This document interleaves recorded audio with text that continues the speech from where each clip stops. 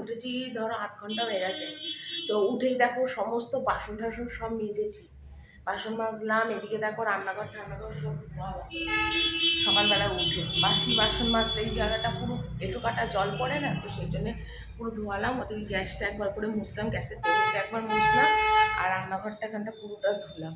ধুয়ে এবার বাসন রাখছি, এবার ওপরে যাবো, ওপরে গিয়ে বাসি জামা কাপড় ছেড়ে এসে চা করবো। ঠিক আছে। আর তোমাদের দাদাভাই গেছে বাজারে, বাজার করতে গেছে।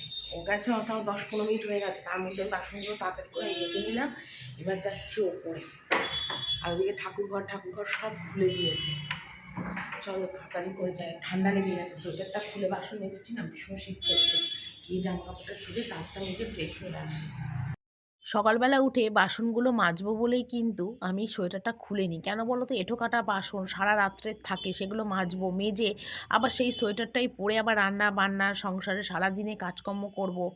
তারপর দেখো ঘরে আসি, একটু ঘরে বসি, বিছনার চাদর টাদর তুলি, তো সেইভাবে নোংরাভাবে থাকবো। সেই জন্যই কিন্তু সোয়েটারটা রোজ সকালবেলা না খুলে নিয়ে তারপরে আমি বাসন টাসন মেজে একদম বাসি জামা কাপড় ছেড়ে ফ্রেশ হয়ে তারপর কিন্তু গায়ে সোয়েটারটা গলায়। গরমকাল হলে তার এই অসুবিধাটা হয় না, কিন্তু শীতকাল বলে এই অসুবিধাটা এখন হচ্ছে। কি করব, কিছু করার নেই। তবে আমি মনে মনে ভেবেছি রোজকার সোয়েটার রোজ আমি বার করে দেবো, কারণ সত্যি কথা সকালবেলাতে কম্বলের তলা থেকে ঘুম থেকে উঠে তারপর সোয়েটার খুলে জলের কাজ করতে খুব কষ্ট হয়, খুবই কষ্ট হয়। অ্যাকচুয়ালি কী বলো তো, সত্যি কথা আমি এগুলো না করে অভ্যস্ত নই, কিন্তু এখন পরিস্থিতি এমন একটা এসে জায়গায় দাঁড়িয়েছে যে এইটুকুনি করতেও আমার মানে করতে হচ্ছে আর কি। এই পরিস্থিতিটা কেন করতে হচ্ছে, কি ব্যাপার, সত্যি কথা মানে পরিস্থিতি মানুষকে সত্যি কথা অনেক কিছু শেখায়, যেটা মানুষ করে না সেটাও মানুষের জীবনে কিন্তু ঘটে আমি মনে করি। তো সেই কারণের জন্য চিন্তা করেছি যে এবার থেকে কিন্তু রোজ আমি একটা করে সোয়েটার দরকার হয় কেচে দেবো, তাও ভালো, কিন্তু আমাকে সোয়েটার পরতে হবে, পরেই কাজ করতে হবে। তো এত ঠান্ডার কাজকর্ম করে একদম ফ্রেশ হয়ে আস্তে আস্তে আমার এত ঠান্ডা লেগে গেছে, এত ঠান্ডা লেগে গেছে যে আমি এসেই আগে তোমাদের দাদাভাইকে বলছি কি যে তুমি একটু চাটা বসাও, আমি একটু রোদে দাঁড়াই। তো আমাদের সকালের টাইমটা না উঠোনেতে একদম রোদ আসে না, বেলা 12টার পর থেকে প্রচণ্ড উঠোনে রোদ আসে, কিন্তু গেটের সামনেটা একটু রোদ আসে। তো আমি ভাবলাম কি উঠোনের সামনে একটু রোদে একটু দাঁড়াই, কারণ ছাদে দাঁড়াতে গেলে তোমাদের দাদাভাই ভাববে আমি বোধহয় এখনও কাজকর্ম করছি, চিল্লাচিল্লি বাধিয়ে দেবে। তো সেই জন্য আমি চিন্তা করলাম কি যে সকালবেলার টাইমে একটু রোদে দাঁড়াই আর নিচে এসে দাঁড়াই, তাহলে বিশ্বাস করবে যে না দুর্গার সত্যি মানে গরম মানে ঠান্ডা লেগেছে, তাই দাঁড়িয়েছে রোদে। তো সেই জন্য একটুখানি এসে উঠোনে হাঁটাহাঁটি করছি যাতে একটু গরমটা লাগে।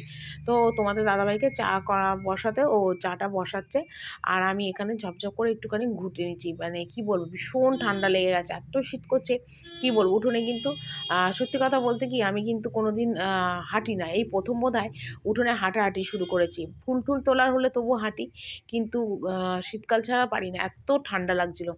তো সাইকেলের ওপরে ক্যামেরাটার ফোনটা রেখে কিন্তু ভিডিওটা করছি। তো একদম চা করলাম, করে মানে তোমাদের দাদাভাই চা করেছে, মিথ্যে কথা বলবো না, দুধ চা লিকার চা গই করেছে, তারপর চা খেলাম। তারা নিজেও দেখতে পাচ্ছে যে সকালবেলা উঠে একরকম মানে ঠান্ডার মধ্যে কাজ করা সত্যি খুব কষ্টের। তো হয়তো সেই মায়াটা ধরেই হয়তো চাটা করেছে। আর আমি তাছাড়া বললাম যে চাটা করো, তো চাটা করলো। আর এদিকে আমি বাসনগুলো এখানে দেখো একটু গুছিয়ে নিচ্ছি, কারণ সকালবেলা বাসনগুলো মেজেছি, চুবড়িটাও ফাঁকা হয়ে যাবে, আর একটু সময় সুযোগ হলো তাই। কেননা বেলার দিকে আবার আমার রান্নাঘরের একটু টুকিটাকি খুঁটিনাটি কাজ আছে, সেটা আমি মনে মনে ভেবে রেখেছি সেগুলো করব। তো সেই কারণের জন্যেই কিন্তু আমি আগে বাসনগুলো গুছোচ্ছি। তো এরপরে কাটবো, কেটে কুটে তোমাদের কিন্তু একবারে দেখিয়ে দেবো কী রান্না হবে, কী কেটেছি কী না কেটেছি সবটা তোমাদের দেখিয়ে দেবো। তো সেই জন্য বাসনগুলো এখন একটু গুছিয়ে নিচ্ছি, গুছিয়ে নিলে আমার অনেকটাই সুবিধা হয়। আর সত্যি কথা বলতে কি জীবনে মানুষ যেটা করে না, কিন্তু সেটা একসময় কিন্তু করতে হয়। আমি বাস্তব সত্যি কথা ভাবতে চিন্তা করতে অনেক ভালোবাসি, আর সত্যি কথাটা বলাটাই আমার মনে হয় ভালো। মিথ্যে কথা বলে মানুষকে হারানো ভালো, সত্যি কথা বলে মানুষকে মানে সত্যি কথা বলে মানুষকে হারানো ভালো, কিন্তু মিথ্যে কথা বলে মানুষের কাছে খারাপ হওয়ার কোনো মানেই হয় না। তো যাক, এখানে দেখো সবজিটা কেটে নিলাম, কি কি সবজি কেটেছি তো তোমাদের দেখালাম। আর এখানে দেখো কাতলা মাছ এনেছে, যেটা জলে ধুলাম, গরম জলে ধুয়ে নুন হলুদ মাখিয়ে নিচ্ছি। তো এটাই আজকে রান্না করব, যেগুলো রান্না করব সবটা তো পরে তোমাদের দেখিয়ে দেবো, কিন্তু তার আগে কেটে কুটে যে গুছিয়ে নিলাম সেটা তোমাদের একটু দেখিয়ে দিলাম। আর মাছের ঝোলের জন্য এখানে কেটেছি দেখো একটা গোটা ফুলকপি, খোসা শুদ্ধ আলু, আর 2-4টে শিম। শিম দিতাম না, শাশুড়ি বললো না 2-4টে শিম দাও আমি খাবো, তো সেই জন্যই দিলাম। তো আমি চেষ্টা সবসময় করি যে যে যেরকম ভালোবাসে খেতে সেরকমভাবেই কিন্তু সমস্ত রান্নাগুলো কিন্তু করার চেষ্টা করি। তো আগে একটা মাছ ভাজছি, যেটা তোমাদের দাদাভাইকে খেতে দেবো। ওকে মাছ ভাজা, মাখন আর ভাত খেতে দিয়ে দেবো। কারণ আজকে সকালবেলা অনেক তাড়াতাড়ি মানে কাজকর্মর জন্য আজকে কিন্তু তাড়াতাড়ি করে আমি করতে পারিনি, মানে ডাল ঢালগুলো আগে করতে পারিনি। তো ওকে মাছ ভাজা আর ভাত মাখন খেতে দিলাম, ও সেটাই খেলো। আর ওদিকে মুসুরির ডাল সিদ্ধ বসিয়েছি। আর এখানে কিন্তু তরকারিটা যে করব পালং শাকের তরকারি, তো সেটা দেখো এখানে 5 ফোড়ন, শুকনো লঙ্কা ফোড়ন দিলাম, দিয়ে এখানে তরকারিটা বসিয়ে দিলাম। আজকের তরকারিটা কিন্তু খেতে খুব ভালো হয়েছিল, সবাই সেই তরকারিটা খেয়ে খুব প্রশংসা করেছে। শীতকালে দেখবে পালং শাকের তরকারি খেতে কিন্তু অনেক ভালো লাগে। যদিও না আমার বাবু কিন্তু খায় না পালং শাকের তরকারি, ও এমনি তরকারি খাবে, আর শিমের তরকারিও খাবে না, আর পালং শাকের এরকম তরকারিটাও অতটা খেতে পছন্দ করে না। কিন্তু দেখো সব রকম মিলিয়ে মিশিয়েই তো রান্না করতে হবে, একঘেয়ে ওর পছন্দ মতো অন্য তো করতে পারি না। তো সেই জন্যে এইটা আজকে করলাম, এই তরকারিটা একটু বড়িও দেখো ভেজে রেডি করে রেখেছি। পাঁচ তরকারিটা বসালাম, পাঁচ তরকারিটা বসিয়ে দিয়ে বাবুকে দিলাম এখন খেতে। আর বাবুকে এখন খেতে দিয়েছি ভাত, বেগুন ভাজা আর মাছ ভাজা দিয়ে। একদম খেতে দিয়েছি বাবুকে। তোমরা আলোর জন্য মনে হয় দেখতে পাচ্ছ না, বাবুকে খেতে দিয়েছি, বাবু এখন খাচ্ছে, খেয়ে যাবে ঠাকুর ঘরে ঠাকুমার সাথে। তো আর আমার এই ডালটা প্রেশারে, ডাল সিদ্ধ হয়ে গেছে, তোমার শুধু প্রেশারে ওই মটর ইয়েটা মূলো টাটিগুলো সিদ্ধ দিয়েছি, ওটা হয়ে গেলে ডালটা ফোড়ন দিয়ে দেবো। আর পাঁচ তরকারিটা হয়ে এসছে, পালং শাকের তরকারিটা বড়ি ঠড়ি দিয়ে। তো একবার রান্না হয়ে যাক, তারপর তোমাদের কাছে পুরোটা দেখিয়ে দেবো, ঠিক আছে? কী কী রান্না করলাম, কেমন হলো, দেখতে কেমন হলো, সবটা দেখিয়ে দেবো। আমাদের আজকে রান্নাটা দেখিয়ে দিই। এখানে আছে ভাত, আলু সিদ্ধ, একটা বেগুন ভাজা, এখানে আছে মূলোর ডাঁটা দিয়ে মুসুরির ডাল, এখানে শীতের সব সবজি দিয়ে ফুলকপি, শিম, ক্যাপসিকাম, আলু দিয়ে কাতলা মাছের পাতলা ঝোল, আর এর হলো বড়ি দিয়ে পালং শাক, শিম আলু মূলো দিয়ে পালং শাকের তরকারি। এই হলো আজকের আমার রান্না। এখানে দেখো রান্নাবান্না একদম কমপ্লিট করলাম, আর কমপ্লিট করে কিন্তু সোজা এখন গ্যাস ট্যাসগুলো মুছি, যেটা আমার আর কি মানে রোজকার কাজ বলতে পারো। তো সেটাই এখন করছি। আর হ্যাঁ, তোমাদের আগে যেটা বলছিলাম, জীবনে আমি অনেক কিছুই করিনি, মানে গরিব ঘরের মেয়ে হলো, অনেক সুখে ছিলাম বলতে পারো, বা ধরো অনেক কিছু করিনি, কিন্তু সেটা কিন্তু শ্বশুরবাড়িতে এসে বলা চলে না, আর করাও চলে না। আমি বাসন মাজা, ঘর মোছা, কাপড় কাচা, এগুলো কিন্তু জীবনে কোনোদিন সত্যি করিনি। এক গ্লাস জল গড়িয়ে বাপের ঘরে খাইনি, মা করতে দিত না, কিন্তু আজ দেখো সমস্ত কিন্তু এসে স্বামীর ঘরে করতে হচ্ছে। পরিস্থিতিটা হয়তো এইভাবেই মানুষের একদিন না একদিন পাল্টিয়ে যায়। এমন একটা সময় ছিল যেই সময় আমি কাজকর্ম বললে কিছু জানতাম না, করতেও পারতাম না, মা করতেও দিত না। কিন্তু দেখো পরিস্থিতির সাথে সাথে কিন্তু সমস্ত কিছুই কিন্তু পাল্টিয়ে যায়, সেটা আমি একদম এখন বাস্তবভাবে মেনে নিয়েছি নিজের ক্ষেত্রে। তো সেটাই চিন্তা করি যে এক সময় সকালবেলা উঠে গরম জলে মুখ দিতাম, আর সেই মেয়েটাই আজকে সকালবেলায় উঠে ঠান্ডা জলে বাসন মাজে। ভাগ্যের কি পরিহাস বলো তো, সমস্ত কিছু কিভাবে মানুষের জীবনে পাল্টিয়ে যায়। তো তাতে আমি না দুঃখ কষ্ট করি না, আমার মন না এখন লোহার মতন শক্ত হয়ে গেছে, হাজার বাড়ি মারলেও বোধহয় আমার ভাঙবে চুরবে না, এরকম হয়ে গেছে মনটা। আর চোখের জল খুব কম, এখন আমি চোখের জল ফেলিই না, চোখে আমি এখন আগুন রাখি, যাতে আমাকে দেখলে কেউ মনে হবে না যে আমি দুর্বল হয়ে গেছি, কক্ষনো না। আমি যখন নিজের জীবনের লড়াইটা একা বেছে নিয়েছি, একা করছি, তাহলে আমি কেন মনের মধ্যে দুঃখ কষ্ট রাখবো? সবসময় হাসি মুখে সমস্ত কাজকর্ম করব, এটাই এখন আমি মনে মনে ভেবেছি। তো সেইভাবেই আমি জীবনে এগিয়ে যেতে চাই। আর তোমরা সাথে পাশে থাকলে সত্যিই আমি অনেক দূর অনেকটা এগোতে পারবো। আর তোমাদের ভালোবাসাতেই কিন্তু আমি এতটা দূর এসেছি। তো আজকে দেখো সকালবেলাতেই মনে মনে ভেবেছিলাম রান্নাঘরে এগুলো করবো, এত তেল কাস্ট হয়ে গেছে, এত তেল কাস্ট হয়ে গেছে, ভেবেছিলাম জল ন্যাকড়া দিয়ে মুছলে হয়ে যাবে। তারপর চিন্তা করলাম যে না, এতে তো হচ্ছে না, একটু স্কচ ব্রাইট দিয়ে হালকা করে সাবান দিয়ে ডলি, নয়তো তেলটা উপর থেকে উঠবে না। জোরে জোরে ঘষছি না, জোরে ঘষলে সালমাইকারের যে লাল কালারটা, এটা সব ঘষলে উঠে যাবে, সাদা বেরিয়ে যাবে, তখন দেখতে ভালো লাগবে না। তো সেই জন্য এখন কি করলাম, যে একটু ভিম বার নিলাম, আর একটু হালকা করে স্কচ ব্রাইট দিয়ে একটু জাস্ট মানে ঘষলাম, যাতে উপরে তেল কাশিটা উঠে যায়। তারপর একটা পরিষ্কার ন্যাকড়া দিয়ে দেখো মুছে নিচ্ছি। আমি না সবসময় কিন্তু বক্সগুলো এইভাবেই মুছি। তো গ্যাসটা তো আগেই মুছেছি, তারপর দেখো এইগুলোকে একটু সাবান দিয়ে পরিষ্কার করছি। আর রান্নাঘরটা এমনি আগে থেকেই ধোয়ানো ছিল। তো একবার চিন্তা করেছিলাম করব না, বেলা হয়ে গেছে, তারপর চিন্তা করলাম যে না, দরকার নেই, এই কাজগুলো আজকে একটু সেরে নিই। আর এতটাই নোংরা তেল কাস্ট হয়েছে, হাত দেওয়া যাচ্ছে না, তো সেই জন্য একটু ভালো করে স্কচ ব্রাইট দিয়ে ঘষে একদম ভেজা ন্যাকড়া দিয়ে মুছে নিচ্ছি। আমি এইভাবেই করি, কারণ এগুলো প্লাইউডের তো, বেশি জল টল দিলে না প্লাইউডটা পচে যাবে, নষ্ট হয়ে যাবে। তো সেই জন্যে আমি যখনই মুছি এইভাবে মুছি। অনেকে আছে কলিং দিয়ে মুছে, তো আমি কলিং টলিং ইউজ করি না, এইভাবেই সাবান দিয়েই সবসময় মুছি, পরিষ্কার হয়ে যায় আমার তো ভালো। আর দেখো এতদিনও কিন্তু রঙটাও কিন্তু নষ্ট হয়নি। তো অনেক দিন পরেই এগুলো করছি, তো কিচেনটাকেও এইভাবে আজকে সুন্দরভাবে পরিষ্কার করলাম। তোমাদের কাছে যেটুকুনি পারি সবটাই আমি কিন্তু তোমাদের কাছে শেয়ার করি, যাতে তোমাদের ভিডিওটা অনেক ভালো লাগে দেখতে আর তোমাদের বোরিং না লাগে। আর তাছাড়া দেখো, ব্লগ ভিডিওতে এটাই হবে না, সংসারে কাজ কর্ম কী করলাম, কি কিনলাম, কি খেলাম, কোথাও গেলাম, সেটাই তোমাদের কাছে শেয়ার করব। আর সেটাই কিন্তু আমি প্রতিনিয়ত তোমাদের কাছে শেয়ার করি। আশা করি তোমাদের ভালো লাগবে, এইটুকুনি আমার বিশ্বাস। কারণ তোমাদের ভালোবাসাতেই কিন্তু আমি এতটা দূর আসতে পেরেছি। তোমাদের সাপোর্ট ভালোবাসা না থাকলে আমি হয়তো এতটা দূর আসতেও পারতাম না। তো এগুলো দেখো এইভাবেই সুন্দরভাবে পরিষ্কার করে নিলাম। তো লাস্ট বাকি রইলো ঘরটা মোছা, ঘরটা মুছলেই হয়ে যাবে। তো রোজ যেহেতু ঘর মুছি, খুব একটা নোংরা ধুলো নেই আর কি। আর 3-4 বার ন্যাকড়া ধুয়ে মুছলেই কিন্তু আমার রান্নাঘরটা পরিষ্কার হয়ে যাবে।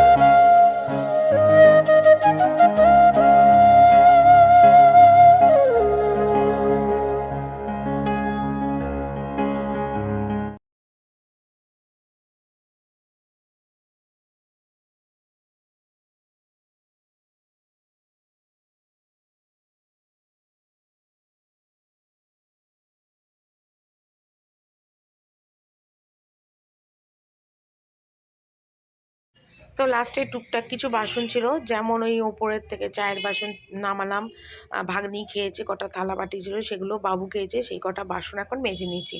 কারণ এখন ঠান্ডা পড়েছে, বিকেলবেলা করে এখন আর বাসন আমি মাজতে পারি না, সেই জন্য যা বাসন এখন মাজি। আর দুপুরবেলা খেয়ে উঠে আমাদের তিনজনের 3টে থালা, মানে শাশুড়ি, ননদ আর আমার 3টে থালা, 3টে গ্লাস, 3টে বাটি এই বেরোয়, সেগুলো মেজে নিই। আর সন্ধ্যের দিক থেকে আর একটাও বাসন মাজি না, যা মাজি আবার সকালে। তো সেই জন্যে না এখন একটু বাসনটাও সকালবেলা করে আমার একটু বেশি হচ্ছে। আগে রাত অবধি যতটা পারতাম মেজে নিতাম, যেহেতু ঠান্ডাটা পড়েছে বলে এখন আর বাসনগুলো মেজে উঠতে পারছি না, কিছু করার নেই। তো এখন টুকটাক যা বেরিয়েছে সেগুলো একদম মেজে সোজা যাব ওপরে, ওপরে গিয়ে ঘর টরগুলো মুছবো। আজকে আর বিছনার চাদর টাদর কিছু আর চেঞ্জ করবো না আর কি, কারণ পরিষ্কারই আছে বিছনার চাদরটা। আর এখানে দেখো, কালকে যেগুলো কেচেছিলাম সব বারান্দা, মানে ছাদে থেকে তুলে এনে বারান্দায় মেলেছিলাম, সেগুলো সমস্ত দেখো শুকিয়েও গেছে। এগুলো এক এক করে তুলে নিই, কারণ বারান্দাটা তো আবার মুছবো, আর জামা কাপড় মেলা থাকলে বারান্দাটা মোছা যায় না, তো অসুবিধা হয় মুছতে। যেহেতু আমার বারান্দাটা অনেকটাই সরু, মানে একটা মানুষই গলতে পারে, এতটাই সরু বারান্দাটা, তো সেই জন্য জামা কাপড়গুলো তুলে নিচ্ছি ঘর মোছার আগে, তাহলে আমার একটা সুবিধা হবে। তো সেই সকাল দেখো কত, মানে 8টা থেকে শুরু, মানে 8টা সাড়ে 8টা থেকে শুরু করেছি, এখনও পর্যন্ত দুটো পা একটা জায়গায় হয়নি, বা একটু বসতে দাঁড়াতে শুতে কোথাও পাইনি, কন্টিনিউ কিন্তু কাজ করে যাচ্ছি। আর সারাদিন কাজ করার পর না বিকেলের দিকে আর আমার শরীর চলে না যে আমি আর কোনো কাজকর্ম করব, মানে এতটাই শরীরটা ক্লান্ত হয়ে পড়ে। কিন্তু কি করব বলো, সবটাই কিন্তু করতে হয়, কিছু করার নেই আমার।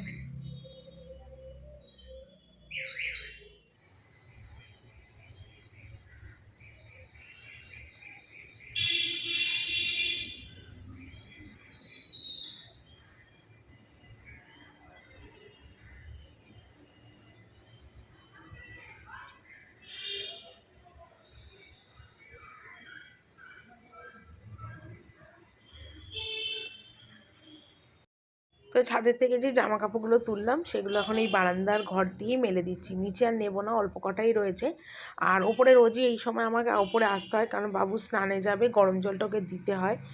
তো সেই কারণের জন্য আমি রোজই আসি। তো যখন আসি তখন একেবারে সকালে কাচা ধোয়াগুলো যা শুকোয় শুকোলো, না শুকোলে এই বারান্দা দিয়ে বা ঘর দিয়ে মেলে দিই।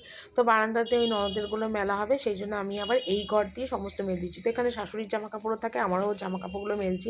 কারণ এই কটার জন্য না আর টেনে টেনে ইচ্ছা করলো না নিচে নিয়ে যেতে। বেশি জামাকাপড় থাকলে তখন নিচের আমার ঘরের বারান্দা দিয়ে সবগুলো মেলে দিই।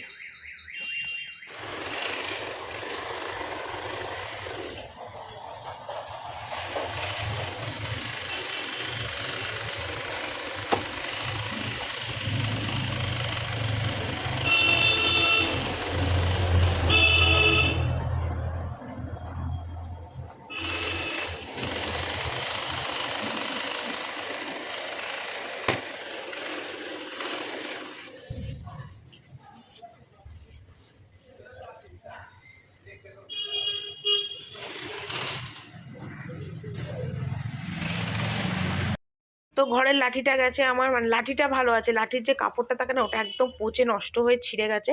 তো সেই জন্য এখন আবার আমাকে এইভাবে ন্যাকড়া দিয়েই ঘর মুছতে হচ্ছে। তো তোমাদের দাদাভাইকে বলেছি এনে দেওয়ার জন্য, তো দেখি আবার কবে এনে দেয়। আজ বললে তো 2 দিন 3 দিন পর ধরে এনে দেবে। তো যাকে ওইভাবে তো ঘর রাখা যাবে না, তো আপাতত এরকমভাবে যতটা পারছি মুছি। অ্যাকচুয়ালি আমার কোমরে তো স্পন্ডোলাইটিস আছে, সেই জন্য আমি এইভাবে মুছতে পারি না, কোমরে ব্যথা হয়। তো দেখি কবে আবার লাঠি আনে, যতদিন না আনে ততদিন এইভাবেই আমাকে ঘরটা মুছতে হবে আর কি, কিচ্ছু করার নেই। তো ওদিকে দেখো স্নান করলাম, স্নান করে ফোনটা একটু চার্জে বসিয়েছিলাম, তারপর বাবুও ঠাকুরঘর থেকে এলো, তারপর খেতে গেলাম। আর বাবুকে দিলাম দুধ কেলক্স, বাবু এখন দুধ কেলক্স খাচ্ছে। আর এই ওপরে বিছনার চাদর যেহেতু পাল্টাইনি, সেই জন্য ওপরে কোনো জামা কাপড়ই ভাঁজ করতে পারলাম না। তাছাড়া বাবু খাচ্ছে, আর এখানে দেখেছো কত জামা কাপড়। এখন এই জামা কাপড় দেখেই তোমার ভয় লাগছে, কিভাবে মানে ভাঁজ করব, কোথায় রাখবো, কি করব, ঠিক বুঝে উঠতেই পারছি না। তো এখানে দেখো অনেক জামা কাপড়, এগুলো এখন ভাঁজ করতে বসেছি, কি করব, ঠান্ডার মধ্যে মেঝেতেই বসলাম। কিছু করার নেই, কারণ এত জামা কাপড় আমার অসুবিধা হচ্ছে, মানে জামা কাপড় কম হয়ে গেছে আর কি। কম বলতে কি বলতো, মানে সমস্ত এখানে রয়েছে, তো এবার যখন লাগে তখন আমি মানে এতগুলোর মধ্যে থেকে জামা কাপড়গুলো বার করতে পারছি না, অসুবিধা হচ্ছে। তো সেই জন্য আগে জামা কাপড়গুলো ভাঁজ করি, কারণ না হলে আর দেখতেও বাজে লাগে ঘরের মধ্যে এরমভাবে জামা কাপড়গুলো পড়ে আছে। তো এখন এগুলোকে সমস্ত ভালো করে গুছাই, গুছিয়ে নিয়ে একটু রেস্ট করব, আর যদি সময় সুযোগ পাই একটু ভিডিওটা এডিটিং করব। তাহলে মোটামুটি আমার কাজ কমপ্লিট, বিকেলে চা করব। আর রাত্রিবেলার ব্যাপার রাত্রিবেলা দেখা যাবে, জানি না। আর এখানে দেখো মোটামুটি জামা কাপড়গুলো সব গুছিয়ে নিই। আর ঘড়িতে মোটামুটি এখন বাজে 6টার মতো। আর আজকের ভিডিওটা এখানেই শেষ করছি। কালকে আবার একটা সুন্দর আর নতুন ব্লগ নিয়ে চলে আসবো। আশা করি তোমরা আমাকে অনেক অনেক ভালোবাসা দেবে, সাপোর্ট করবে, এটাই তোমাদের কাছে আমি চাই, আর কিছুই চাই না। তো আজকের মতন বিদায় নিলাম, টাটা।